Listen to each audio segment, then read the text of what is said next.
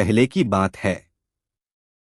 एक छोटा सा गांव था जहां हर सुबह पक्षियों की चहचहाहट, खेतों की हरियाली और लोगों के परिश्रम की आवाजें गूंजती थीं।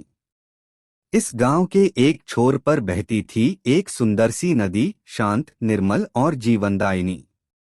उसी नदी के किनारे एक बहुत ही विचित्र और रहस्यमय चीज थी, एक पुराना मिट्टी का मटका। लेकिन यह कोई साधारण मटका नहीं था।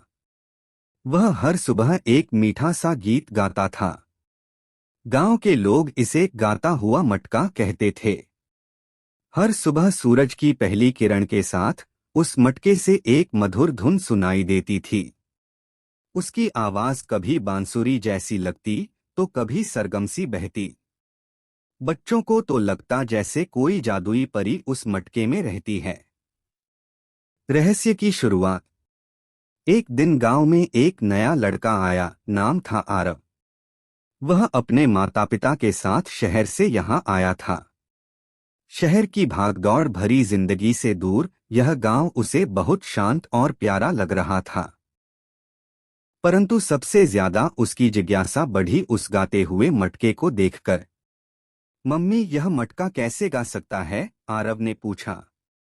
उसकी मां मुस्कुराई, बेटा, यह तो हम भी नहीं जानते, पर वर्षों से यह मटका हर सुबह गाता है।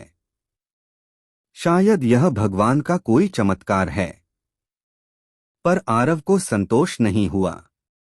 उसे रहस्य सुलझाने का शौक था। उसने ठान लिया कि वह इस गाते हुए मटके का रहस्य जरूर जानेगा।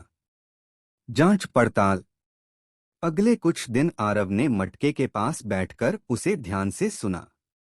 उसने देखा कि जैसे ही सूरज की रोशनी मटके पर पड़ती, वह हल्के हल्के कंपन करने लगता और एक मीठा संगीत बाहर आता। आरव ने अपने साथियों सिया, अर्जुन और मीरा की मदद ली। चारों ने मिलकर मटके की जांच शुरू की। उन्होंने पाया कि मटका अंदर से पूरी तरह खाली नहीं था। उसके तले में कुछ खास तरह के पत्थर जमे हुए थे। जब सुबह की धूप पानी और पत्थरों पर पड़ती तो मटके के अंदर एक विशेष कंपन होता और उससे संगीत जैसा स्वर निकलता। यह तो एक प्राकृतिक जादू है, सिया ने कहा। नहीं, मीरा बोली, यह प्रकृति और संगीत का अनोखा मेल है। शायद किसी पुराने कारीगर ने जानबूझकर ऐसे पत्थर डाले होंगे। पुरानी कहानी का खुलासा।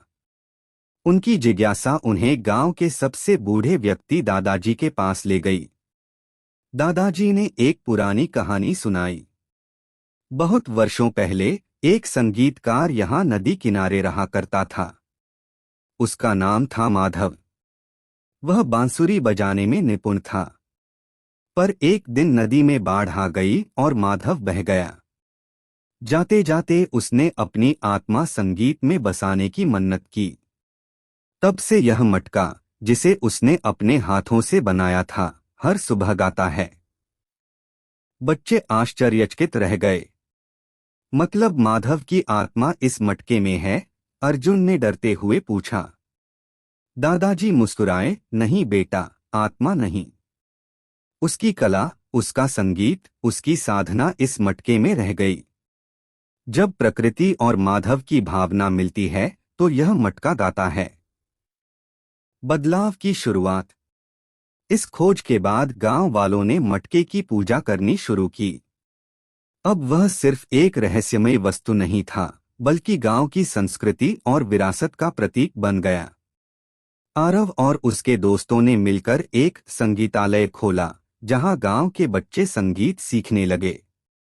मटका अब भी गाता था, लेकिन अब उसकी आवाज में एक नया रंग था, उम्मीद और नई पीढ़ी की प्रेरणा।